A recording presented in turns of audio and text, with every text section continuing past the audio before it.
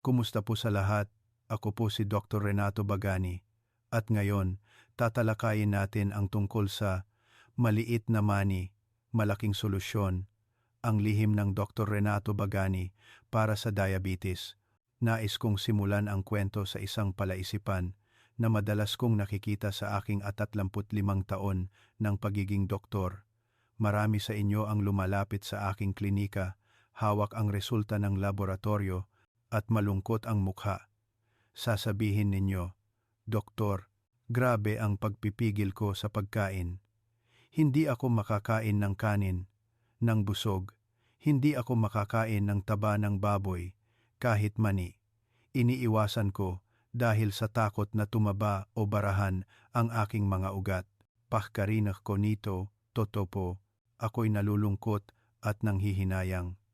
Nalulungkot dahil sa hirap ninyo sa pagpipigil, nawawala ang saya ng pagkain sa pagtanda, ngunit nanghihinayang dahil hindi ninyo napapansin ang isang murang kayamanan sa inyong kusina, isang uri ng mani na, kung gagamitin ng tama, ay parang natural na gamot na pumuputol sa pagtaas ng asukal sa dugo. Naniniwala ba kayo? Ang mani, ang karaniwan at murang mani na nakikita natin sa mga tindahan ay talagang kalaban ng diabetes. Ngunit may isang mahalagang kondisyon, kailangan ninyong kainin ito sa 5 tamang paraan na ibabahagi ko ngayon, muli kong idinidiin. Hindi ito basta-bastang sabi-sabi lamang.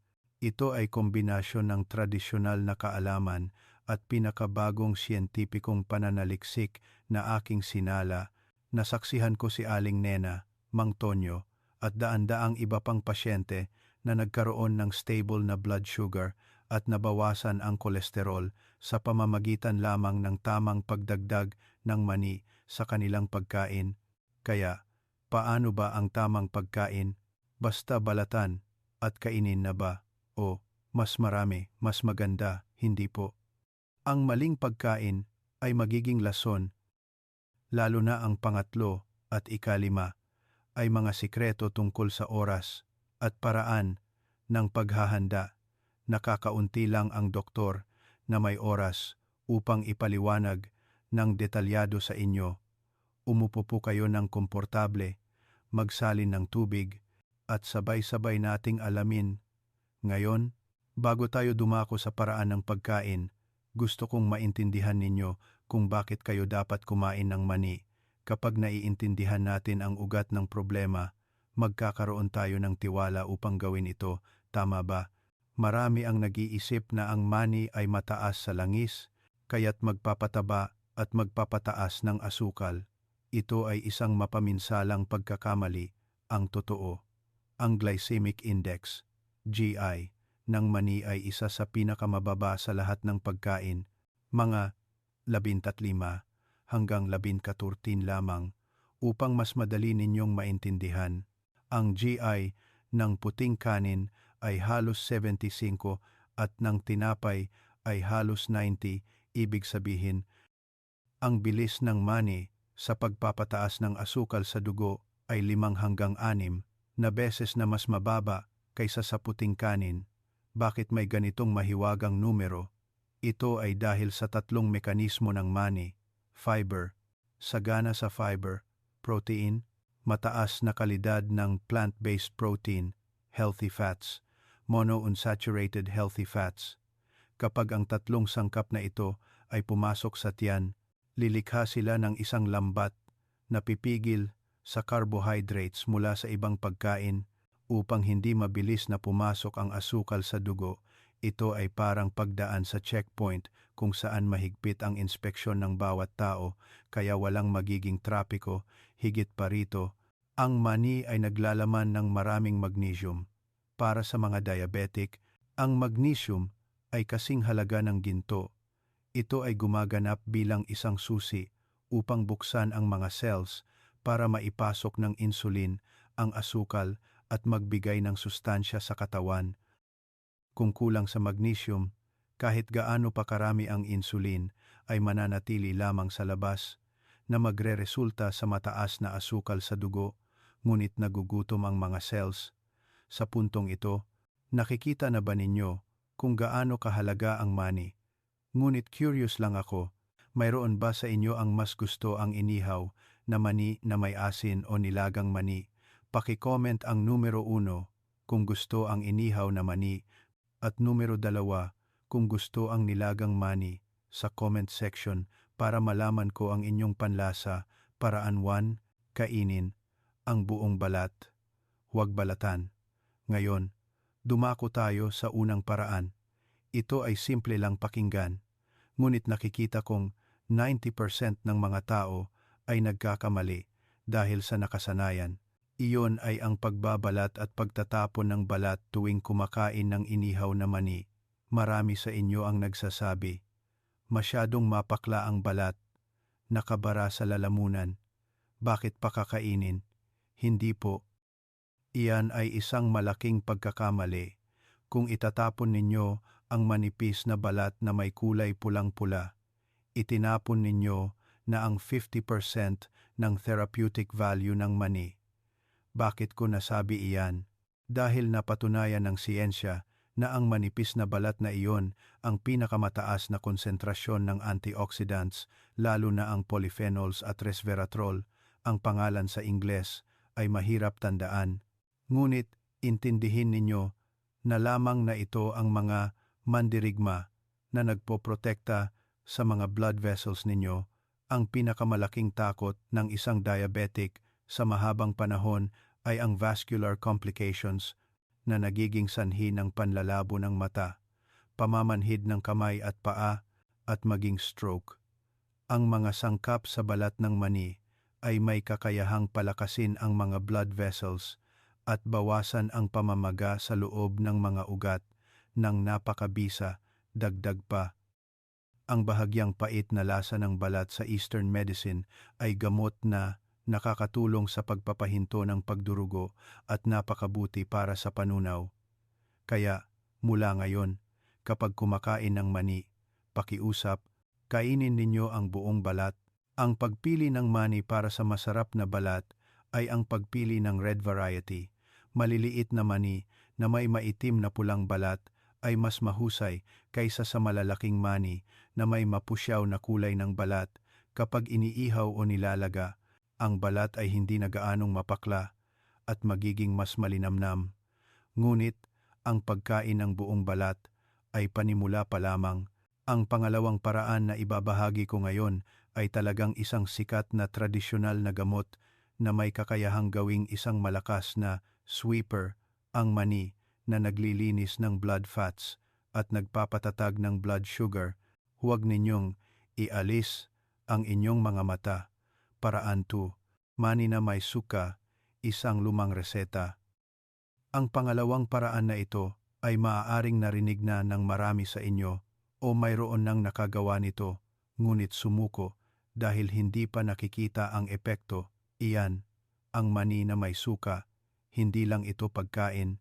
Ito ay isang tradisyonal na gamot na kinumpirma ng modernong medisina ang pagiging epektibo. Bakit suka? Ang suka ay naglalaman ng acetic acid. Kapag ang acid na ito ay pinagsama sa taba at protina sa mani, lumilikha ito ng isang kahanga-hangang biochemical reaction na nagpapabagal sa pag-alis ng laman ng tiyan. Ibig sabihin, mas matagal ang pananatili ng pagkain sa tiyan, kaya mas matagal kayong busog. Pangalawa, pinapabuti nito ang insulin sensitivity ng malaki pagkatapos ng unang pagkain. Hayaan ninyong gabayan ko kayo sa pinakatamang recipe para sa ulam na ito.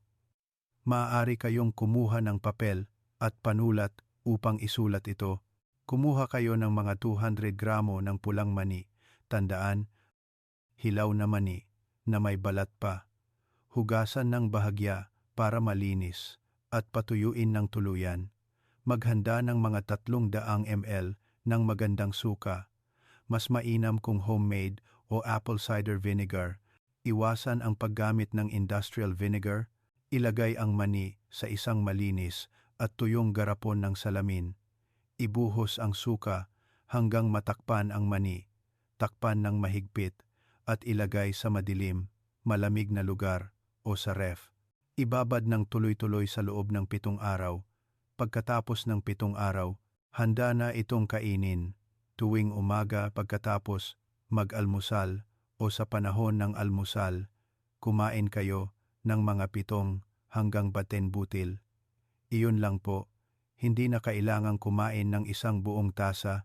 Ang lasa nito ay medyo maasim, malinamnam, at malutong. Napakasarap. Kung patuloy ninyong kakainin ito sa loob ng 1 buwan, kapag nagpatingin kayo, makikita ninyo ang nakakagulat na positibong pagbabago sa inyong blood fat at blood sugar levels. Gayunpaman, kailangan kong magbigay ng kaunting babala. Napakabuti ng mani na may suka, ngunit may isang grupo ng mga tao na hindi dapat kumain ito sa ganitong paraan dahil makakasama ito sa tiyan.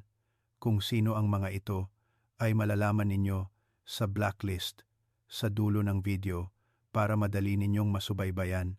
Nabanggit ang tungkol sa pagkain ng mani. Naalala ko si Mang Tonyo. Si Mang Tonyo, 62 taong gulang ngayong taon, ay isang paboritong pasyente ko mula pa noong simula.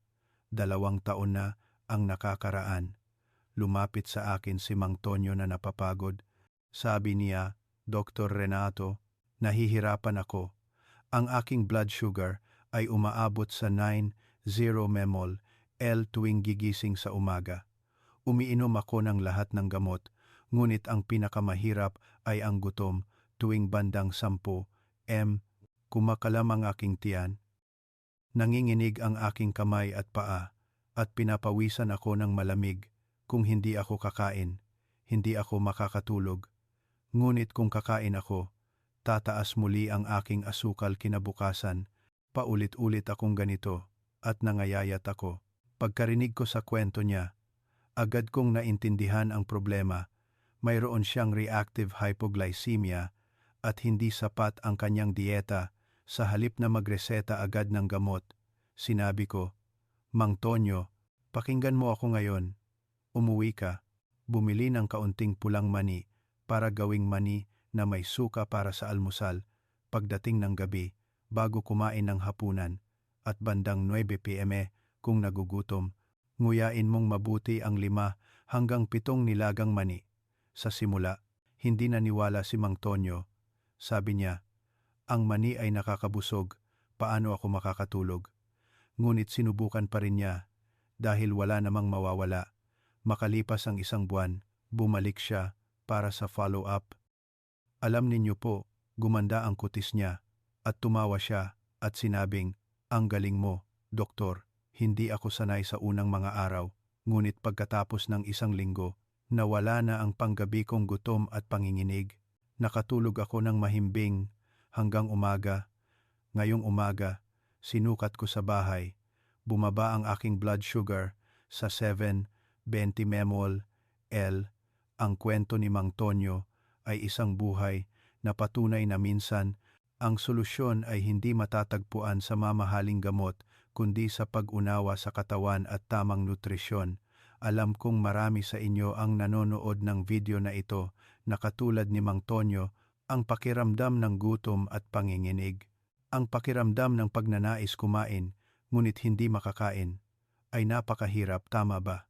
Kung gayon, ang ikatlong paraan ng pagkain na ito ang magliligtas sa mga krisis ng gutom na iyon at ang susi upang makakain kayo ng masarap. Tulad ng pagkain ng kiwi, referring to a local popular snack, if appropriate, otherwise remove or replace with a general tasty snack. Paraan 3. Ang estrateya, NG, reverse eating o preloading. Ang ikatlong paraan na ito ay tinatawag kong reverse eating o siyentipikong preloading effect. Karaniwan, kapag nakahanda na ang pagkain, nakasanayan na ninyong kumuha ng mainit na kanin, kumuha ng maalat na ulam, at kumain agad. Tama ba?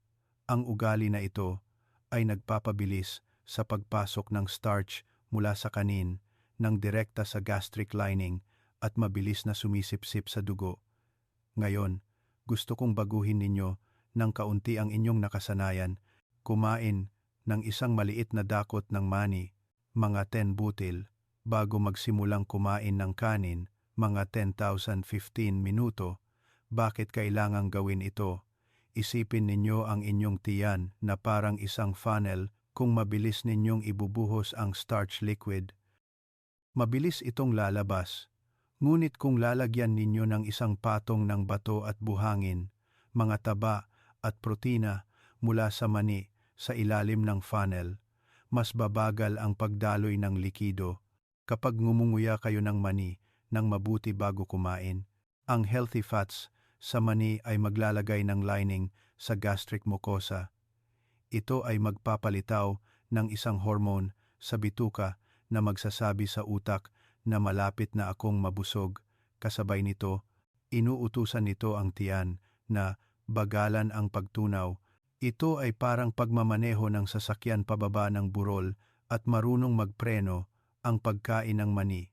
Bago ang pangunahing pagkain ay parang pagpreno para sa pancreas na tumutulong upang hindi ito ma-shock sa mabilis na pagdating ng asukal.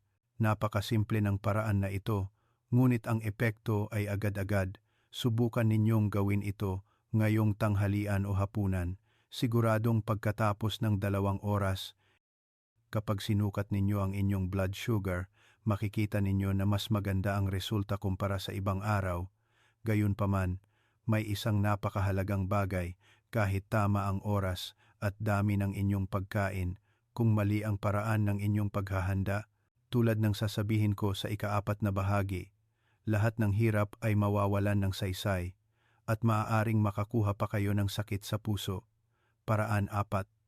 Mas mainam ang nilaga o dry roasted, iwasan ang fried at salted peanuts. Ang ika-4 na paraan ay tungkol sa paghahanda. Ito ang hangganan sa pagitan ng gamot at lason. Nakikita ko ang maraming pamilya, lalo na ang mga kalalakihan, ay mahilig kumain ng inihaw na mani na may asin, piniritong mani, o ngayon ay mayroon ding mani na may balat na harina, peanut brittle, etc., na may coconut milk. Masarap talaga itong kainin, malutong at masarap. Ngunit para sa mga diabetic, ang mga pagkaing iyon ay kalaban. Una, kapag ang mani ay pinirito sa mataas na temperatura sa langis, lumilikha ito ng Advanced Glycation End Products, AGEs, na nagpapatanda. Ang sangkap na ito, kapag pumasok sa dugo, ay mas mabilis na makakasira sa mga ugat, nagpapabilis sa proseso ng pagtanda at komplikasyon ng diabetes. Pangalawa, ang dami ng asin sa salted peanuts ay kadalasang napakataas. Ang asin ay nagpapataas ng presyon ng dugo, at ang diabetes na may mataas na presyon ng dugo ay magkasama sa pagkasira ng bato at puso. Pangatlo, ang coating ng harina at asukal sa mga mani na may harina ay pinong asukal. Ito ang kailangan ninyong iwasan ng buo. Kaya, ang taos-pusong payo ni Dr. Renato Bagani ay bumalik sa orihinal, pinakamainam, ang nilagang mani. Ang nilagang mani ay nagpapanatili ng pinakamaraming antioxidants, 4 na beses na mas mataas kaysa sa ibang paraan ng pagluluto. Pinapanatili nito ang kahalumigmigan at hindi lumilikha ng nakakapinsalang sangkap kung sawa na sa nilaga. Maaari kayong mag-dry roast sa kawali ng walang langis o mag-ihaw sa air fryer sa katamtamang temperatura basta walang idinagdag na langis, asin o asukal. Subukan ninyong tingnan ngayon kung mayroon kayong garapon ng salted peanuts o pakete ng mani na may asukal sa inyong kusina o sa lamesa. Kung mayroon, ilagay ito sa isang tabi o ibigay sa mga malulusog na anak o apo para sa atin. Unahin ang nilagang mani. Paraan 5. Pagsasama ng mani sa gulay, salad o kinilaw. Ang ika-5 paraan ay isang masining na paraan upang makakain ng masarap habang nagdaragdag ng maraming gulay nang hindi nagsasawa. Ito ay ang paggawa ng salad o kinilaw na may mani. Ang mga matatanda at diabetic ay kadalasang pinapayuhan na kumain ng maraming gulay, ngunit kung laging nilagang gulay lang na may patis, nagiging walang lasa at mahirap kainin. Ang solusyon dito ay ang mga kinilaw o salad, kinilaw na pipino, kinilaw na puso ng saging, kinilaw na toge o mixed vegetable salad. At ang kaluluwa ng mga pagkaing ito ay ang dinurog na inihaw na mani na inilalagay sa ibabaw, ang pakinabang.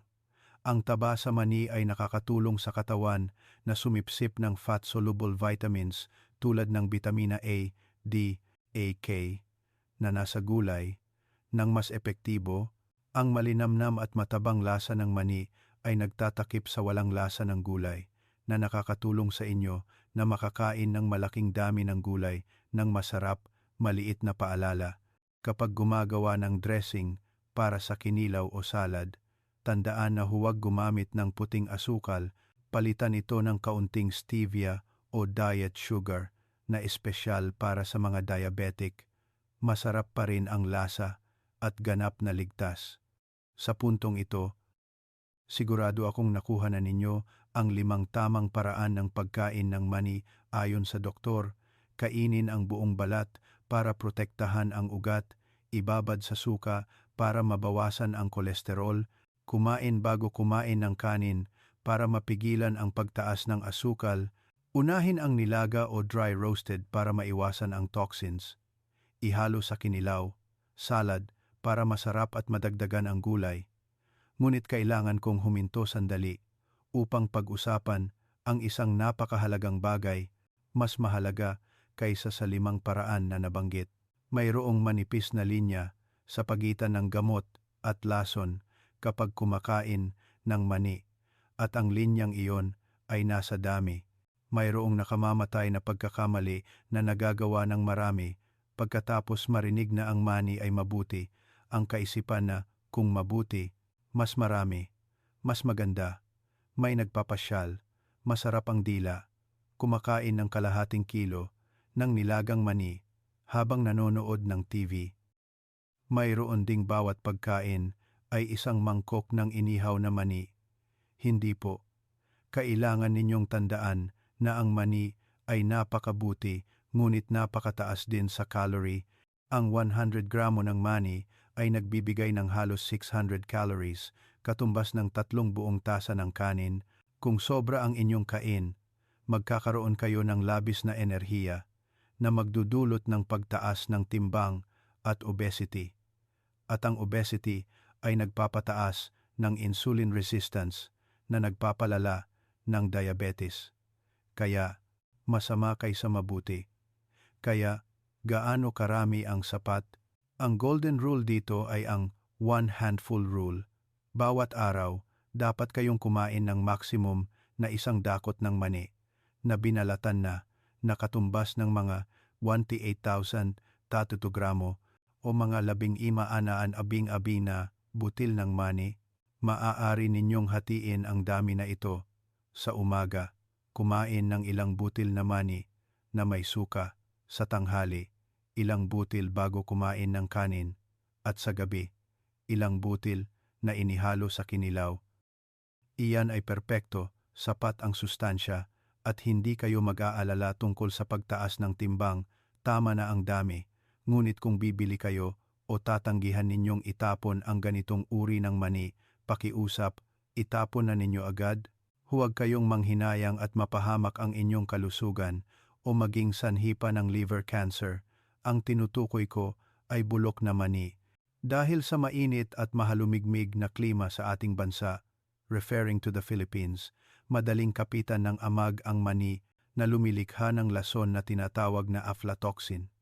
Ang pinakamakakatakot na bagay tungkol sa lason na ito ay hindi ito namamatay sa mataas na temperatura. Ibig sabihin, kahit hugasan ninyong mabuti, iihaw ng maigi, o ilaga ng kumukulo, nananatili pa rin ang lason doon. Ang atay ng mga diabetic ay mahina na dahil sa sobrang trabaho sa pag-convert ng asukal. Ngayon, kung dadagdagan pa ng aflatoxin, mabilis na masisira ang mga cells ng atay na magdudulot ng cirrhosis at liver cancer. Kaya, Dr. Renato Bagani, ay taimtim na nagmamakaawa sa inyo kapag bumibili ng mani. Piliin ang mga butil na makinis, makintab, at may maliwanag na kulay. Kapag kumakain, kung may makita kayong butil na malabo ang kulay, may mga mancha ng amag na berde o dilaw, o kapag nginuya ninyo at mapait o amoy langis, agad na iluwa at magmumog, huwag na huwag manghinayang, huwag isipin na hugasan, at iihaw lang ay mawawala na. Itapon agad. Ang inyong kalusugan ay mas mahalaga kaysa sa ilang butil ng mani. Bukod sa isyu ng amag, sino pa ang hindi dapat kumain ng mani o dapat limitahan ito ng husto? Tingnan ninyo kung kabilang kayo sa grupong ito. Mga may gout, ang mani ay naglalaman ng katamtamang dami ng purine at maraming taba na maaaring magpababa ng paglabas ng uric acid na madaling magdulot ng atake ng acute gout. Ang mga lalaking diabetic na mayroon ding gout ay dapat na limitahan ito ng husto, mga nagpatanggal ng gallbladder. Ang abdo ay tumutulong sa pagtunaw ng taba. Ang mga walang gallbladder ay mahihirapan sa pagtunaw ng maraming taba sa mani. Ang pagkain nito ay madaling magdulot ng kabag, indigestion o pagtatae. Mga may allergic reaction, ito siguro ay alam na ninyo.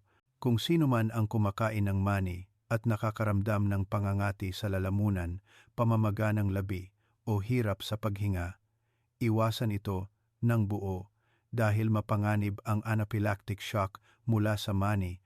Mga madalas, magkaroon ng singaw o heatiness. Ang mani ay may mainit na katangian. Ang sobrang pagkain ay madaling magdulot ng heatiness o singaw sa bibig. Kung kakain, tandaan na uminom ng maraming tubig at samahan ng pampalamig. Kung kabilang kayo sa mga nabanggit, huwag kayong malungkot. Sa susunod na video, tatalakayin ko ang iba pang uri ng mani na mas ligtas na kapalit, halimbawa, kalabasa seeds, sunflower seeds. Tandaan ninyong panoorin. Marami na po akong naibahagi upang mas madali ninyong tandaan at maipakita agad. Hayaan ninyong ibuod ko ito sa isang maikling moto. Sabayan ninyo ako. Isang dakot, araw-araw, kainin ang buong balat, iwasan ang bulok, at ang 5 paraan para sa mani ay kainin ang buong balat para protektahan ang mga ugat, ibabad sa suka para mabawasan ang kolesterol, kumain bago kumain ng kanin para mapigilan ang pagtaas ng asukal sa dugo, unahin ang nilaga o dry roasted para maiwasan ang toxins, ihalo sa kinilaw, salad para masarap at madagdagan ang gulay. Nakakatakot pakinggan ang diabetes, ngunit kung naiintindihan natin ito at alam natin kung paano mamuhay kasama nito sa pamamagitan ng maliliit na gawi tulad ng pagkain ng mani, ang buhay ay mananatiling masaya at malusog sa inyong lahat. Ang kalusugan ay ginto, ngunit sa ating edad, ang kalusugan ay kaligayahan at biyaya para sa ating mga anak at apo upang sila ay makapagtrabaho ng mapayapa. Ginagawa ko ang mga video na ito nang walang ibang hinahangad kundi ang makita kayong masaya, malusog, at hindi na nag-aalala o natatakot tuwing hahawak ng resulta ng laboratorio.